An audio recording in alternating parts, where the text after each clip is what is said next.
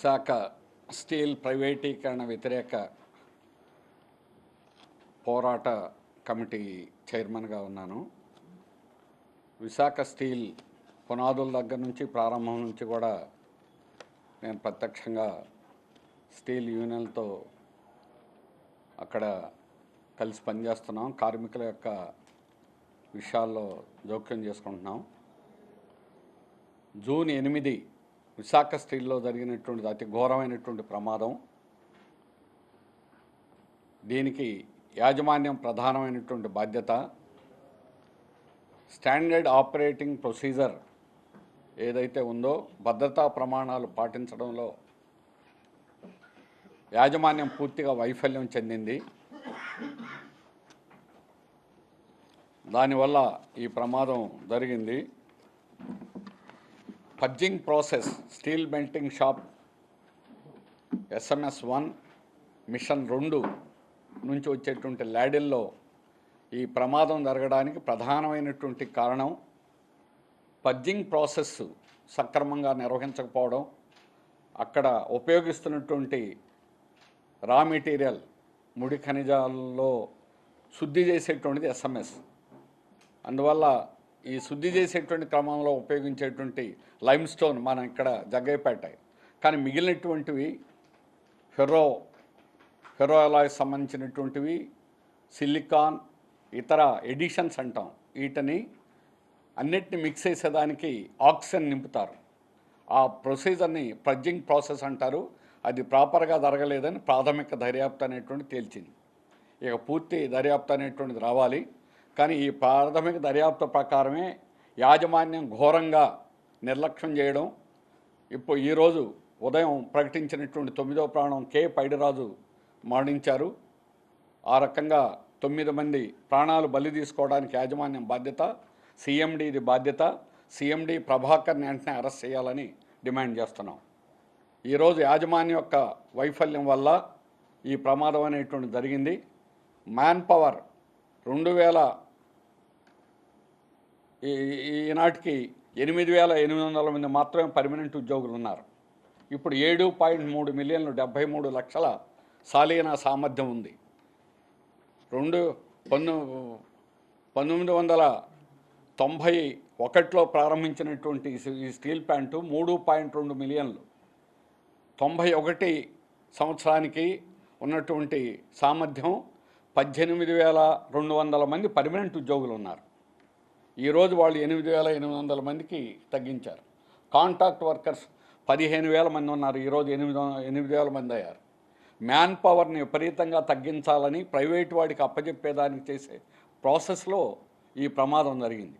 రెండోది ముడి ఖనిజాల యొక్క నాణ్యత అనేటువంటిది ఘోరంగా, అది దాన్ని మేము CBIకి డైరెక్ట్గా గత సంవత్సరం లోపల ఉపయోగిస్తున్నటువంటి జిందాల్ సప్లై చేసినటువంటి ముడి ఖనిజం 1000 కోట్లుకి వాడు సప్లై చేసేటువంటి అత్యంత నాసిరకంగా ఉన్నాయని మేము CBIకి కూడా డైరెక్ట్గా దర్యాప్తు కోసం ఇవ్వడం జరిగింది.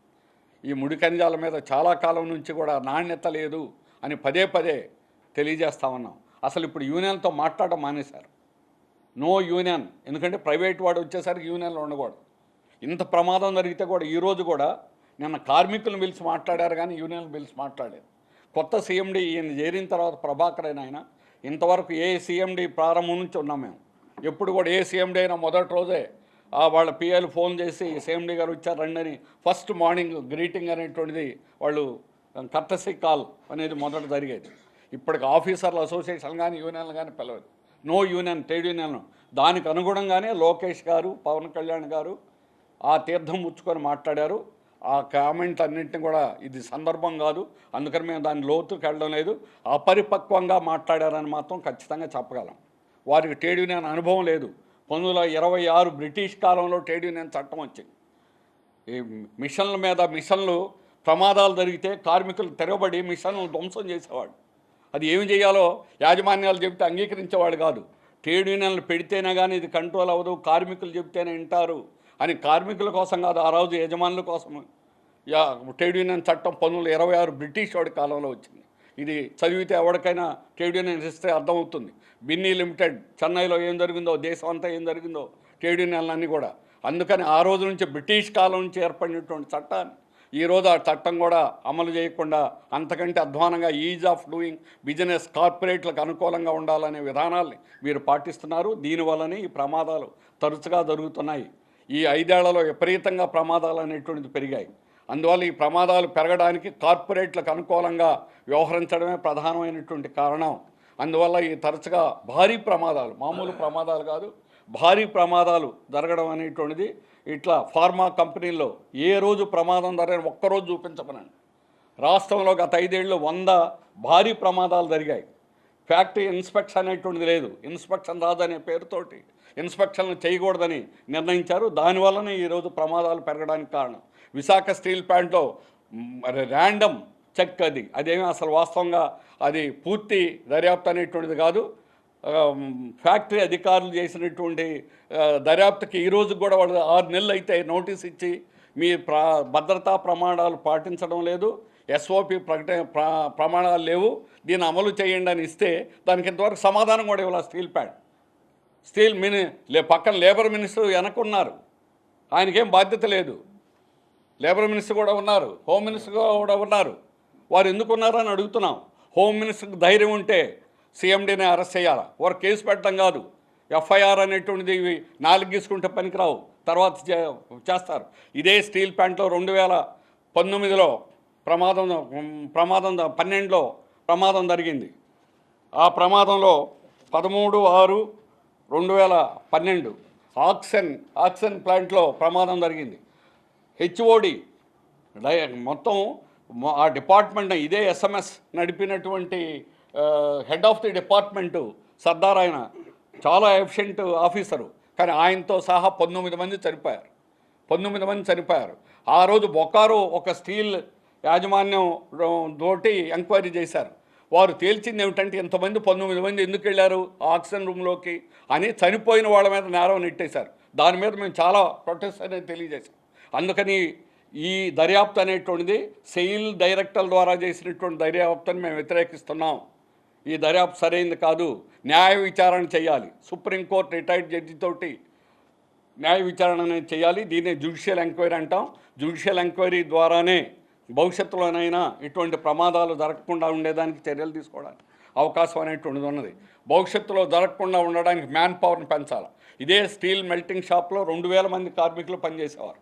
ఈ గత 5 ఏళ్ల నుంచి ఒక్కరిని కూడా రిక్రూట్ చేయాల. 5 ఏళ్ల నుంచి మనుషులను తీసేయడమే. గత నెల 199 మంది ప్లాంట్లో రిటైర్మెంట్ అనేటువంటి జరిగింది. రిటైర్మెంటే తప్ప అలాగే విఆర్ఎస్ లేదా బలవంతంగా మెడికల్ అన్ఫిట్ రకరకాల పేర్లతో తొలగించడమే తప్ప ఒక్క కార్మికుడిని కూడా చేర్చుకోలేదు. హైలీ స్కిల్డ్ వర్కర్లంతా కూడా ఇక్కడ ఉన్నటువంటి పరిస్థితులను భరించలేక పారిపోతున్నటువంటి పరిస్థితి. 8 గంటలు ఎస్ఎంఎస్లు చేయడం అంటే కంటిన్యూస్ కాస్టింగ్ డిపార్ట్మెంట్ అని ఉంది అక్కడ. ఆ డిపార్ట్మెంట్కి ఈ ల్యాడెల్ అనేటువంటి వెళ్తుంది మిషన్ ద్వారా. అక్కడ పని చేయడం అంటే 4 గంటలు పనిచేయడం కూడా కష్టం. అందులో ఇట్లాంటి వేసవి కాలంలో మరీ కష్టం.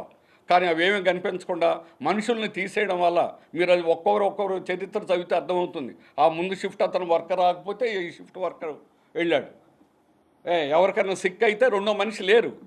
ఆ విధంగా మ్యాన్ పవర్ అనేటువంటి మెటలర్జికల్ ఇండస్ట్రీలో మ్యాన్ పవర్ అనేది చాలా కీలకమైనటువంటి పాత్ర. ఇప్పటికీ కూడా మన వైజాగ్ స్టీల్ ప్లాంట్ అత్యంత ఆధునికమైనటువంటి steel plant, automation steel plant అయినా మిగిలినటువంటి స్టీల్ ప్లాంట్తో అసలు పోలికే లేదు. అసలు ప్రమాదాలు జరగాల్సిన అవసరం లేదు.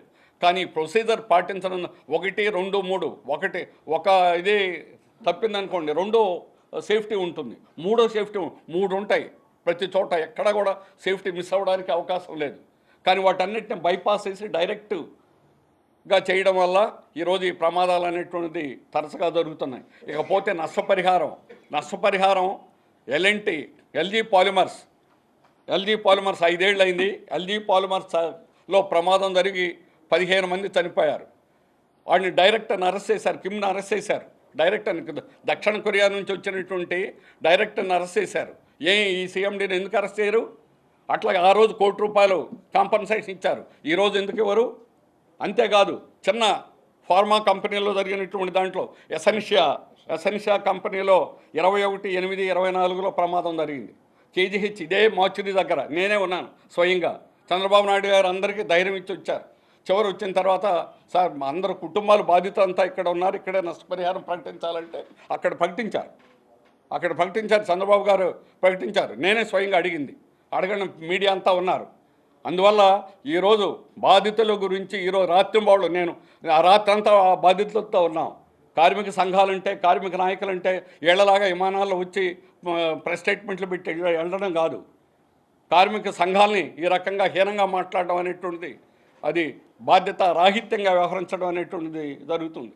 అందువల్ల ఆ ప్రమాదంలో ₹1,00,00,000 ప్రకటించారు. తర్వాత 4 రోజుల్లోనే పక్కన అచ్యుతాపురం ఫార్మాలో సెనర్జీస్ కంపెనీలో ప్రమాదం జరిగింది, 4 చనిపోయారు. దానికి కూడా ₹1,00,00,000 ప్రకటించారు.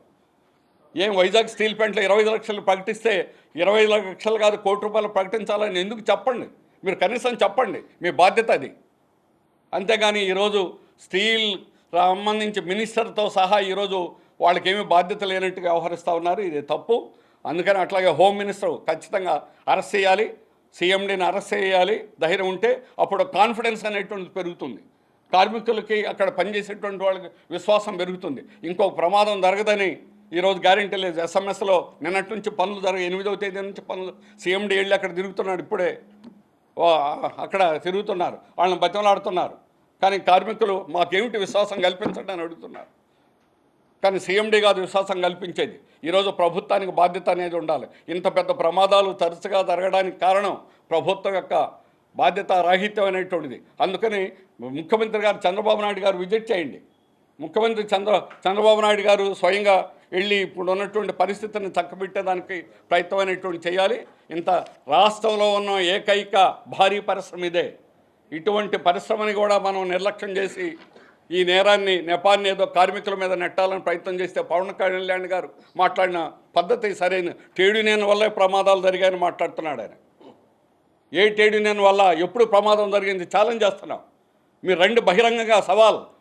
ఈరోజు పవన్ కళ్యాణ్ కానీ లోకేష్ కానీ మీరు అన్నటువంటి మాటలు తప్పు అని మేము రుజువు చేస్తాం, లేదా మీరు క్షమాపణ చెప్పండి.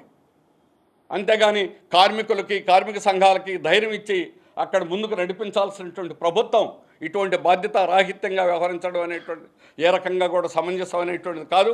బాధితులను ఈరోజు స్టీల్ ప్లాంట్లో ప్రమాణాలు అనేటువంటిది భద్రతా ప్రమాణాలను పాటించడానికి ఖచ్చితంగా ఫ్యాక్టరీ డిపార్ట్మెంట్ అనేటువంటిది ఆడిట్, సేఫ్టీ ఆడిట్ అనేటువంటి జరగాలి. అది లోతుగా ప్రతి డిపార్ట్మెంటు ప్రతి సెక్షన్లో ర్యాండమ్ ఫ్యాక్టరీ అధికారులు చేసినటువంటి దర్యాప్తు అనేటువంటి చాలదు, దాన్ని అమలు చేయాల్సినటువంటి బాధ్యత చేయించాల్సిన అది రాష్ట్ర ప్రభుత్వాన్ని. ఫ్యాక్టరీ యాక్ట్ ఇంప్లిమెంటేషన్ రాష్ట్ర ప్రభుత్వాన్ని బాధ్యత.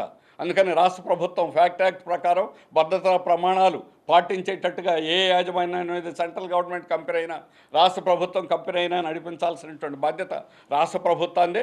అందుకని ముఖ్యమంత్రి జోక్యం చేసుకోవాలి, ముఖ్యమంత్రిగా స్వయంగా వెళ్ళాలి. అలాగే బాధితులకి ₹1,00,00,000 మిగిలినటువంటి వాళ్ళగా నష్టపరిహారం అది చెల్లించకుండా వాళ్ళకి చట్ట ప్రకారం రావాల్సినటువంటి గ్రాట్యుటీ, పిఎఫ్ ఇవన్నీ లెక్కకు బట్టి ₹1,00,00,000 వస్తాయని చెబుతున్నారు. ఇది ప్రజలను పక్కదారి పట్టించేదానికి చేసే తప్పుడు చర్యలు. ఇది వాళ్ళకి విశ్వాసం కల్పించేటువంటి పద్ధతి కాదు. ప్రమాణాలు, నాణ్యతా ప్రమాణాలు, రా మెటీరియల్ ఎప్పటి నుంచో గొడవ పెడుతున్నాం. కానీ వాటిని కావాలనే నాసిరకం చేయడం వల్లనే ఈ రకంగా ప్లడ్జింగ్ ప్రాసెస్లో ఉండలు మనం రాగి జాబురా కలుపుతాం. ఆ రకంగా ఆక్సిజన్ బ్లో చేస్తారు. ఆక్సిజన్ బ్లో చేసినప్పుడు ఆ ఉండలుగా ఉన్నటువంటివి ఈరోజు అది అట్లాగే ఉండిపోయినాయి. అదే కానీ ముందు సరైనటువంటి రా మెటీరియల్ అయితే అట్లా జరగదు, ఆటోమేటిక్ కరిగిపోతాయి. మేము 40 ఏళ్ళ నుంచి చూస్తున్నాం ప్రాసెస్, ఈరోజు కొత్త కాదు, 40 ఏళ్ల నుంచి జరుగుతుంది. ఎందుకు జరుగుతుందంటే ఈ 5 ఏళ్ల నుంచి నాసిరకం. మేము 3 ఏళ్ల క్రితం ఏం చెప్పాం, ఇది చాలా ఘోరమైనటువంటి పరిస్థితులకు వెళ్తుంది. నిర్మాణం జరిగినప్పుడు స్ట్రక్చర్స్ ఈరోజు చూస్తే ఇప్పుడు కూలిపోతాయో అర్థం కావడం వల్ల, మిషన్స్ నట్టు బోల్ట్ కూడా కొనడం వల్ల.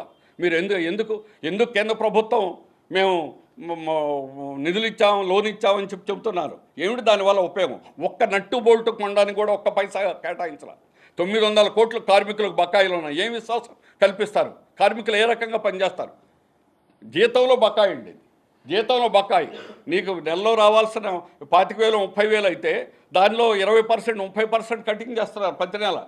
ఆ రకంగా 900 కోట్ల రూపాయలు కార్మికులకు మామూలు జీతంలో బకాయిలు ఉన్నాయి. ఏ రకంగా పనిచేస్తారు? మీరు పొగబెట్టి పొమ్మన్నట్టుగా కార్మికులు లోపల ఉండకూడదు, వీళ్ళందరినీ తీసేయాలి. కొత్త వాళ్ళకి మొత్తం 41 ప్యాకేజీలు రెడీ చేశారు. సెంట్రల్ ప్లాంట్ ప్యాకేజ్ రెడీగా ఉంది. టాటా కంపెనీకి చేశారు. దీంట్లో ఆ టాటా కంపెనీకి హ్యాండ్ ఓవర్ చేస్తే ఇప్పుడు పనిచేస్తున్నటువంటి పర్మనెంట్ ఎంప్లాయీస్ కానీ, కాంట్రాక్ట్ వర్కర్ కానీ, ఆఫీసర్ కానీ ఒక్కరు ఉండడానికి లేదు. వాళ్ళ మనుషులే ఉంటారు. వీళ్ళందరినీ తీసేస్తారు. ఇట్లా 41 డిపార్ట్మెంట్లోనూ 41 ప్యాకేజీలు అమలు చేసి ఇప్పుడున్న వాళ్ళందరినీ కూడా తొలగించి కొత్త వాళ్ళని అందరినీ కూడా బయట వాళ్ళని వేసుకోవాలనేటువంటి ప్లాను. ఆనాడు ఎంత ఇస్తారు కాంపన్సేషన్ అనేది అడగల. నేనున్నాను ఆ కమిటీలో, రైతుల నిర్వాసితుల పోరాట కమిటీ అని ఉంది. భూలోక రెడ్డి అని ఆయన చైర్మన్గా ప్రెసిడెంట్గా ఉండేవాడు. నేను ఆ కమిటీలో ఉన్నాను. ఎప్పుడు 79. ఆనాడు 1250 రూపాయలే. తర్వాత 85లో పోట్లాడి రాజీవ్ గాంధీతోటి బిగ్గెస్ట్ లోక్ అదాలత్ ఎంత, అది కూడా 25,000 రూపాయలు. బిగ్గెస్ట్లో 30,000 మంది చిన్న పెద్ద రైతులకి ఎకరా ఇల్లు భూమి మొత్తం పోయినటువంటి వాళ్ళకి అందులో భూమికి మాత్రం నష్టపరిహారం అనేటువంటిది ఇవ్వడం జరిగింది. అంత త్యాగం చేశారు ఆనాడు రైతాంగం. ఈరోజు ఆ నిర్వాసితులు ఏమవుతారు? వాళ్ళు ఎక్కడికి వెళ్తారు? ఎడారైపోతుంది.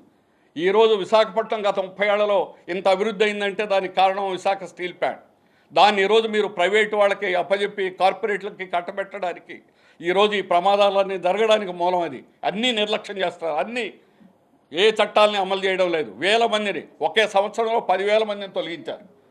2024 సెప్టెంబర్ నుంచి 2025 సెప్టెంబర్ వరకు ఒక్క సంవత్సరంలో 10,000 మందిని పైగా తొలగించారు. ఆ రకంగా ఉద్యోగుల్ని ఈ రకంగా తొలగించడం అనేటువంటిది ఉన్న ముడి ఖనిజం యొక్క ప్రమాణాలు పాటించకపోవడం అనేటువంటిది, ప్రాసెస్ అనే దాంట్లో భద్రతా ప్రమాణాలు పూర్తిగా నిర్లక్ష్యం చేయడమే ఈ ప్రమాదాలకు కారణం. అందువల్ల దీని మీద జ్యుడిషియల్ ఎంక్వైరీ అనేటువంటిది చేయాలి. బాధితులు ఖచ్చితంగా ₹1 కోటి నష్టపరిహారం ఇచ్చేదాకా పోట్లాడతాం, వదిలిపెట్టాం. అందుకని ఈరోజు ప్రభుత్వం చేస్తున్న తప్పుడు చర్యలు అవసరమైతే సుప్రీంకోర్టుకు వెళ్తాం. ఏ విధమైనటువంటి చర్యలు తీసుకోవాలో ఆ చర్యలన్నీ కూడా తీసుకుంటాం. అందుకని ఈరోజు ఇదేదో అయిపోయిన వెంటనే ఏదో మాట్లాడతారులే తర్వాత వదిలేస్తారని ప్రభుత్వాలు కానీ రాష్ట్ర ప్రభుత్వం, కేంద్ర ప్రభుత్వం భావిస్తే దానికి తగిన మూల్యం చెల్లించాల్సి వస్తుందని కూడా హెచ్చరిస్తున్నాం. 8వ తారీఖున విశాఖ స్టీల్ ప్లాంట్లో జరిగింది చాలా ఘోరమైన దుర్ఘటన. ఈ దుర్ఘటనలో మరణించిన కుటుంబాలకి కేంద్ర కార్మిక సంఘాలుగా ప్రగాఢ సానుభూతిని తెలియజేస్తూ ఉన్నాం. తీవ్రమైన గాయాలై హాస్పిటల్స్లో ఉన్న వారందరికీ కూడా మెరుగైన వైద్య సౌకర్యం అందించాలి. అవసరమైతే దేశంలో ఎక్కడి నుంచైనా ఎక్స్పర్ట్ మెడికల్ టీముని తీసుకొచ్చి వాళ్ళకి వైద్యం చేయించి వాళ్ళ ప్రాణాలు కాపాడాలని చెప్పి డిమాండ్ చేస్తూ ఉన్నాం. నిన్న విశాఖ స్టీల్ ప్లాంట్ ప్రమాద ఘటన, హాస్పిటల్స్లో ఉన్న పేషెంట్లను కూడా పరామర్శించడం జరిగింది. ఈ సందర్భంగా నిన్ననే మంత్రులు లోకేష్ గారు, పవన్ కళ్యాణ్ గారు, అలాగే కేంద్ర మంత్రివర్యులు శ్రీనివాస్ వర్మ గారు వీళ్ళందరూ కూడా వచ్చున్నారు. అయితే ఈ సందర్భంగా లోకేష్ కానీ పవన్ కళ్యాణ్ కానీ అపరిపక్వంగా సంబంధం లేకుండా మాట్లాడిన మాటలని ఖండిస్తూ ఉన్నాం. కార్మిక సంఘాలని మీ కుటుంబంలో వాళ్ళు చనిపోలేదు కదా అని మాట్లాడుతూ పరుషంగా మాట్లాడడాన్ని ఖండిస్తూ ఉన్నాం. అలాగే కార్మిక సంఘాలు రాజకీయాలు చేయొద్దని, రాజకీయ పార్టీల అనుగుణంగా నడుచుకోవద్దని చెప్పి మాట్లాడిన పత్రిక మీట్లో మాట్లాడిన మాటలను సరైనవి కాదు. ఇది మాట్లాడాల్సిన సందర్భం కాదు, మాట్లాడడం కూడా సరైనది కాదు. ఇది వాళ్ళిద్దరూ కూడా గుర్తించాల్సిన అవసరం ఉంది. అలాగే వాళ్ళు మాట్లాడిన మాటలు ఏవైతే ఉన్నాయో ఈ మాటలన్నీ కూడా ఎవరైతే చనిపోయారో చనిపోయిన కుటుంబ సభ్యులు మాట్లాడుతూ ఉంటే, ప్రశ్నిస్తూ ఉంటే లోకేష్ మాట్లాడారు. అంటే కనీసం వాళ్ళని పరామర్శించడానికి వచ్చాం, ఏం మాట్లాడాలి ఏం మాట్లాడకూడదు అని ఇంగితం కూడా లేకుండా మాట్లాడడం అనేది సరైనది కాదు. ఇది కార్మికుల యొక్క మొరేల్ని నిలబెట్టదు. మీరు వచ్చింది వాళ్ళకి భరోసా కల్పించడానికి, ఆ కుటుంబాలకి భరోసా కల్పించడానికి. కాబట్టి అక్కడ మాట్లాడడమే కాకుండా కేజీహెచ్ దగ్గర మాట్లాడడమే కాకుండా అది అయిన తర్వాత స్టీల్ ప్లాంట్ దగ్గర కూడా దాన్ని సమర్థించుతూ ప్రెస్ మీట్లో మాట్లాడారు. కనీసం అది కూడా మీకు ఆలోచన రాలేదు. కాబట్టి ఇది సరైనది కాదు. ఎందుకంటే కార్మిక సంఘాలు బాధిత కార్మికుల పక్షాన మాట్లాడతాయి, వాళ్ళ డిమాండ్లు ముందుకు తీసుకొస్తాయి, వాటి పరిష్కారం కోసం అవసరమైతే పోరాటాలు కూడా నిర్వహిస్తాయి. కనీసం ఇది కూడా ఆలోచన లేకుండా ఒక బాధ్యతాయుత స్థానాల్లో ఉండి మీరు మాట్లాడడాన్ని ఖండిస్తున్నాం. మేము కూడా అలాగే మాట్లాడచ్చు, అక్కడే మాట్లాడచ్చు. కానీ మాకు ఇంగితం ఉంది కాబట్టి, సభ్యత తెలుసు కాబట్టి మేము సంయమనం పాటించాం. ఇది గుర్తించండి. ఇప్పటికైనా ముఖ్యమంత్రి చంద్రబాబు నాయుడు గారు అక్కడికి వెళ్ళి వాళ్ళకి భరోసా కల్పించేలా, కార్మికులు కోరుకున్న విధంగా, కనీసం వాళ్ళ కుటుంబాలు బతకడానికి అవసరమైన విధంగా ₹1 కోటి తక్కువ కాకుండా నష్టపరిహారం చెల్లించాలి. క్షతగాత్రులకు మెరుగైన వైద్యం అందించాలి. వాళ్ళు బతికిన పని చెయ్యలేని ఒక పరిస్థితిలో ఉన్నారు, ప్రాణాలతో పోరాడుతున్నారు హాస్పిటల్స్లో. కాబట్టి వాళ్ళకి కనీసం ₹50 లక్షల పరిహారం చెల్లించాలి. వాళ్ళ కుటుంబాల్లో ఉన్న వాళ్ళకి రెగ్యులర్ ఉద్యోగం ఇస్తామని హామీ ఇచ్చారు. అది అమలయ్యేదాకా ఒక నెల్లాళ్లలోగానే ఇది అమలయ్యేటట్టుగా చర్యలు తీసుకోమని చెప్పి డిమాండ్ చేస్తూ ఉన్నాం. అట్లాగే ఇటువంటి ప్రమాదాలు జరగకుండా స్వతంత్ర సంస్థ, ఒక రిటైర్డ్ సుప్రీంకోర్టు జడ్జితోటి జ్యుడిషియల్ ఎంక్వైరీ జరిపించాలి. ఇటువంటి ప్రమాదాలు జరగకుండా చర్యలు తీసుకోవాలి. దీనికి బాధ్యుడైన సీఎండీని వెంటనే అరెస్ట్ చేయాలని చెప్పి డిమాండ్ చేస్తున్నాం. ఇవాళ ఈ ప్రమాదం జరగడానికి కారణం ప్రభుత్వ విధానాలు, ప్రభుత్వం యొక్క ప్రైవేటీకరణ విధానాలే కారణం తప్ప మరొకటి కాదు. ఎందువల్ల ఇది చెప్తున్నామంటే, ఏదైతే పర్జింగ్ ప్రాసెస్ ఉందో SMS-1లో 2వ మిషన్ దగ్గర, ఆ పర్జింగ్ ప్రాసెస్ సంబంధించిన పర్జింగ్ ట్యూబే లేకుండా ఇవాళ ఉత్పత్తి చేయిస్తున్నారు. గత 20 రోజులుగా ఆ ట్యూబులు లేని మాట వాస్తవం కాదా? అట్లాగే అవసరమైన స్పేర్స్ ఇవ్వకుండా పనిచేయిస్తున్నారు, ఇది వాస్తవం కాదా? ఉన్న వాటితోటే కార్మికులు పనిచేయాలని చెప్పి ఒత్తిడి చేస్తున్నారు, ఇది వాస్తవం కాదా? అలాగే ఏదైతే ఎడిటివ్స్ వాడతారో ఈ ఎడిటివ్స్ అన్నీ కూడా సబ్స్టాండర్డ్ ఎడిటివ్స్, ఇది వాస్తవం కాదా అని అడుగుతున్నాం. వీటి వల్లే కదా ఈ ప్రమాదం జరిగింది. కాబట్టి ఈ ప్రమాదానికి బాధ్యత వహించాల్సింది ప్రభుత్వం, ఉన్నత అధికారులే, వేరే వాళ్ళు ఎవరు కూడా కాదు. వాళ్ళందరూ కూడా చర్యలు తీసుకోవాలని చెప్పి డిమాండ్ చేస్తున్నాం. ఇప్పటికైనా ఇటువంటి చర్యలు, ఇటువంటి యాక్సిడెంట్లు, ప్రమాదాలు జరగకుండా జాగ్రత్త వహించండి.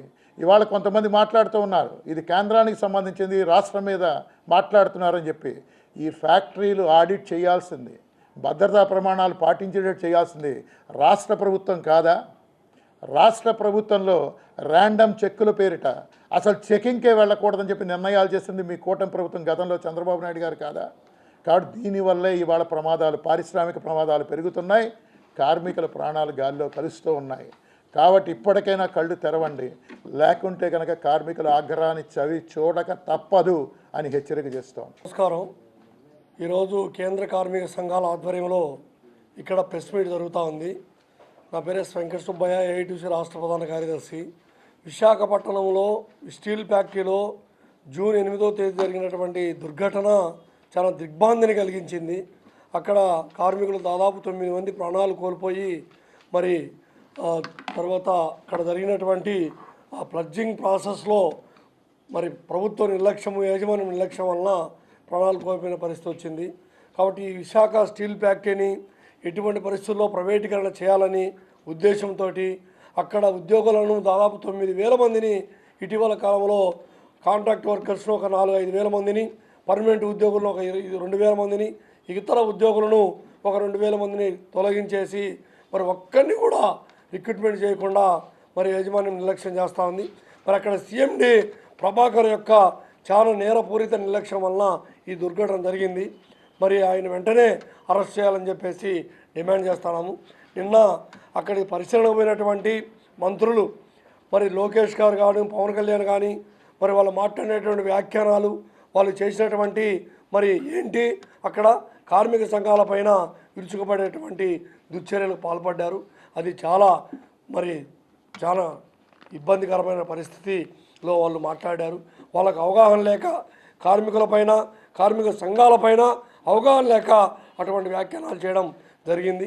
ఇక్కడ పరిశ్రమలో ఉండేటువంటి అనేక రోజులు, దాదాపు 1800 రోజులుగా ఆ ఫ్యాక్టరీని ప్రైవేట్గా ఆపాలని చెప్పేసి కార్మిక సంఘాలు పోరాడుతూ ఉన్నాయి. అక్కడ కార్మికులు సంఘాలు లేకపోతే మరి కార్మికులకు రక్షణ ఎవరు? మరి ఈరోజు మరి అటువంటి వ్యాఖ్యానాలు చేశారు. వెనకలనే ఉంటుంది హోంశాఖ మంత్రి, తర్వాత కార్మిక శాఖ మంత్రి కూడా అక్కడే ఉన్నారు, పల్లెతో ఒక్క మాట కూడా మాట్లాడలే. మరి ఈరోజు కార్మిక శాఖ మంత్రికి నీతి నిజాయితీ ఉంటే ఈ దుర్ఘటనకు బాధ్యత వహించి రాజీనామా చేయాలని చెప్పేసి కూడా డిమాండ్ చేస్తున్నాము. ఈరోజు హోంశాఖ మంత్రికి ధైర్యం ఉంటే ఈరోజు సీఎండి ప్రభాకర్ను అరెస్ట్ చేయాలి.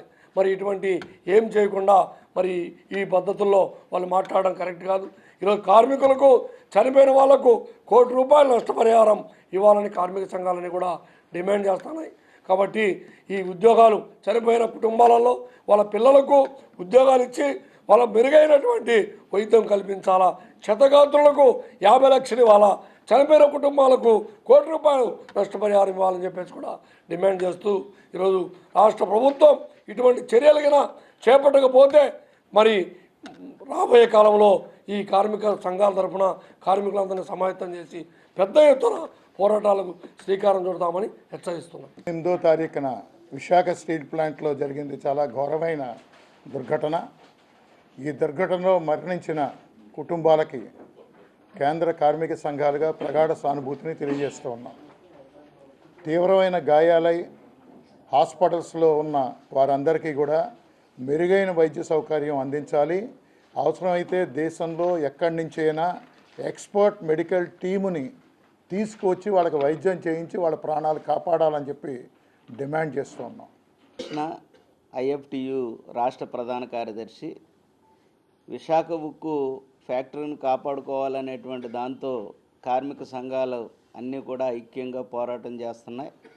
దాదాపుగా విశాఖ ఉక్కు ఫ్యాక్టరీలో ఉన్నటువంటి అనేక యూనిట్లలో కొత్త పరికరాలు ఏర్పాటు చేయాలనేటువంటి దాంతో ఇప్పుడు జరిగినటువంటి ఘటనకు సంబంధించినటువంటి దాంట్లో కూడా నాసిరకమైనటువంటి పరికరాలు ఉన్నాయి. ఈ మార్పు చేయాలని కార్మిక సంఘాలుగా అక్కడ ఉన్నటువంటి ట్రేడ్ యూనియన్స్ అక్కడ యాజమాన్యానికి తెలియజేసినాయి. వాస్తవంగా వాళ్ళు మార్చుంటే విశాఖ ఉక్కు పరిశ్రమను అభివృద్ధి చేయాలనేటువంటి ఆకాంక్ష కేంద్ర ప్రభుత్వానికి కానీ రాష్ట్ర ప్రభుత్వానికి కానీ లేదు. దాన్ని నిర్లక్ష్యంగా ఉంచడానికి కేంద్ర రాష్ట్ర ప్రభుత్వాల నిర్లక్ష్యంగా వ్యవహరించినటువంటి తీరుని కార్మిక సంఘాలుగా మేము ఖండిస్తూ ఉన్నాం. మరొక వైపు జరిగినటువంటి ఘటన చాలా తీవ్రంగా ఉన్నప్పుడు అక్కడ కూటమి ప్రభుత్వంగా ఒక 2 మంత్రులు, హోంశాఖ మంత్రి అనిత, అలాగే లోకేష్ గారు విద్యాశాఖ మంత్రి, మరొక ఎంపీ అక్కడికి సందర్శించినప్పుడు స్పష్టమైనటువంటి హామీ ఇవ్వకుండా అక్కడ ఉన్నటువంటి కార్మిక సంఘాలు నష్టపరిహారం ₹1,00,00,000 ఇవ్వాలి కార్మికుడికి, మరణించినటువంటి కార్మికుడికి అని అడుగుతుంటే మీ ఇంట్లో ఎవరన్నా చనిపోయారా, నువ్వెందుకు ప్రశ్నిస్తున్నావు అనేటువంటి దాన్ని మరి అడగటం అంటే చాలా దురదృష్టకరం. వాస్తవంగా మరి ప్రతిపక్షంలో ఉన్నప్పుడు విశాఖ ఉక్కు పరిశ్రమని పరిరక్షిస్తామని నేను ప్రశ్నిస్తానని అన్నటువంటి పవన్ కళ్యాణ్ అక్కడికి వెళ్ళి ఏం చేసినట్టు? కాబట్టి అక్కడ ఉన్నటువంటి లోపాలని పరిరక్షించకుండా అక్కడ జరుగుతున్నటువంటి ప్లాంట్లో జరుగుతున్నటువంటి విషయాల్ని కార్మిక సంఘాలు చేస్తున్నటువంటి డిమాండ్ని పరిశీలించకుండా అక్కడ కార్పొరేట్ కంపెనీలకి విశాఖ ఉక్కును అమ్మటానికే ప్రయత్నం చేస్తున్నారనేటువంటిది కనిపిస్తూ ఉంది. అందుకని నష్టపోయినటువంటి వాళ్ళకి శాశ్వత ప్రాతిపదికన ఉద్యోగాలు ఇవ్వటమే కాదు, అక్కడ పనిచేస్తున్నటువంటి ఏదైతే కాంట్రాక్టు కార్మికులు ఉన్నారో వాళ్ళందరినీ కూడా పర్మనెంట్ చేయవలసినటువంటి అవసరం ఉంది. అట్లాగే ఎప్పటికైనా మిగిలినటువంటి యూనిట్లో జరుగుతున్నటువంటి ఏదైతే పరికరాలని అన్నిటిని కూడా మార్చవలసినటువంటి అవసరం కూడా ఉంది. మరొక వైపు కేంద్రం విశాఖ ఉక్కుకి పెద్ద ఎత్తున అభివృద్ధి చేస్తాము, ఇది ఆంధ్రుల హక్కు అనేటువంటి మాటలు మాట్లాడుతున్నటువంటి కేంద్ర ప్రభుత్వం కూడా ఇచ్చినటువంటి డబ్బుల్ని యూటర్న్ తీసుకోవటం అంటే విశాఖ ఉక్కు పట్ల కేంద్ర రాష్ట్ర ప్రభుత్వాలకు ఉన్నటువంటి వైఖరి ఏంటో మనకి స్పష్టంగా అర్థమవుతుంది. కార్మికుల పరిరక్షణ కోసం ఎప్పటికైనా సరే సేఫ్టీ మెజర్మెంట్స్ని ఉపయోగించాలని చెప్పేసి దానికి తగ్గట్టుగా చేయాలని చెప్పేసి కార్మిక సంఘాలుగా డిమాండ్ చేస్తున్నాం. అలాగే ఈ ఘటనపై సమగ్రమైనటువంటి విచారణ నిర్వహించి బాధ్యులైనటువంటి వాళ్ళని కఠినంగా శిక్షించాలని చెప్పేసి కూడా తెలియజేస్తా ఉన్నాం. మిత్రులందరికీ కూడా ఈరోజు కేంద్ర కార్మిక సంఘాలు సంయుక్తంగా విశాఖ స్టీల్ ప్లాంట్లో జరిగినటువంటి దుర్ఘటన పైన ఈ ప్రెస్ మీట్ ఏర్పాటు చేయడం జరిగింది. దానికి వచ్చి మీ అందరికీ కూడా మేము అభినందనలు తెలియజేస్తున్నాం. మిత్రులారా, ఇటువంటి సంఘటన విశాఖపట్నంలో గతంలో చాలాసార్లు జరిగినాయి. ఈసారి మరింత ఘోరంగా జరిగింది. దీనికి కారణం అనేది ఈ ప్రభుత్వాల యొక్క కేంద్ర రాష్ట్ర ప్రభుత్వాల యొక్క వైఫల్యం అనేది మేము నమ్ముతున్నాము. కాబట్టి ఈ లేబర్ కోడ్లు తీసుకొచ్చారు కేంద్ర ప్రభుత్వం. ఆ లేబర్ కోడ్లో కూడా అంతకంటే ముందు లేబర్ కోడ్ అమలు కాకముందే గత ప్రభుత్వం ఈ ప్రభుత్వం కూడా ఇంతకుముందు ఫ్యాక్టరీలలో తనిఖీ చేసి సేఫ్టీ మెజర్స్ ఉన్నాయా లేదా, లేకుంటే వాటిపైన సరైనటువంటి చర్యలు తీసుకునేటువంటి అవకాశం ఉండింది. కానీ ఈ ప్రభుత్వాలు ఏం చేశాయంటే యాజమాన్యం కానీ యజమానులు తర్వాత అక్కడ ఉన్న పెట్టుబడిదారులు వాళ్ళు కేవలం అన్ని సేఫ్టీ మెజర్స్ మేము తీసుకున్నామని స్వతహాగా ఒక సర్టిఫికేట్ ఇస్తే సరిపోతుంది అన్నట్టు రూల్ కూడా తీసుకొచ్చారు. కాబట్టి ఇటువంటి విధానంలో వలన ఈరోజు అక్కడ పరిస్థితులు మారుతున్నప్పుడు డెవలప్మెంట్ చేయాల్సి ఉంటుంది ఫ్యాక్టరీని. అటువంటి కొత్త కొత్త యంత్రాలు తీసుకోవాల్సి ఉంటుంది, కొత్త కొత్త పరికరాలు తీసుకోవాల్సి ఉంటుంది, దాన్ని అభివృద్ధి చేయాల్సి ఉంటుంది, తనిఖీలు చేయాల్సి ఉంటుంది. అటువంటి తనిఖీ చర్యలు చేపట్టకపోవడం కారణంగా ఈరోజు 8 మంది కార్మికులు చనిపోయారు, 6 మంది తీవ్ర గాయాలయ్యాయి. కాబట్టి వీటి పట్ల మేము తీవ్రంగా ఈ ప్రభుత్వాల యొక్క చర్యను మేము తీవ్రంగా ఖండిస్తున్నాము. ఈ చనిపోయిన వారికి వారికి ప్రగాఢ సంతాపాన్ని కూడా తెలియజేస్తున్నాము. అక్కడ పోయినటువంటి లోకేష్ కానీ లేదంటే అక్కడ ఉప ముఖ్యమంత్రి కానీ వాళ్ళు పోయి అక్కడ తగిన నష్టపరిహారం చెల్లించాలని చెప్పేసి కేంద్ర కార్మిక సంఘాల నాయకులు మాట్లాడుతుంటే మీరెవరు, మీ కుటుంబాల్లో చనిపోయినారా, మీరెందుకు మాట్లాడుతున్నారని చెప్పడం అనేది చాలా దుర్మార్గమైన విషయము. మరి ఈరోజు సూపర్ 6 పథకాల గురించి ఎన్నికల ముందు బాగా ప్రచారం చేశారు, తిరిగారు కదా. మరి మీ కుటుంబంలో ఉన్న వాళ్ళకు ఏమైనా అందులో సంక్షేమ పథకాలు అవసరం ఉన్నాయా? మీకేం బస్సులు మీకేమైనా బస్సులు ఉచిత బస్సులు కావాల్సిందా? మీ కుటుంబంలో వాళ్ళు ఎవరు బాధపడలేదు కదా, ఆర్థికంగా ఇబ్బంది పడలేదు కదా, మీరెందుకు మాట్లాడుతున్నారు? కాబట్టి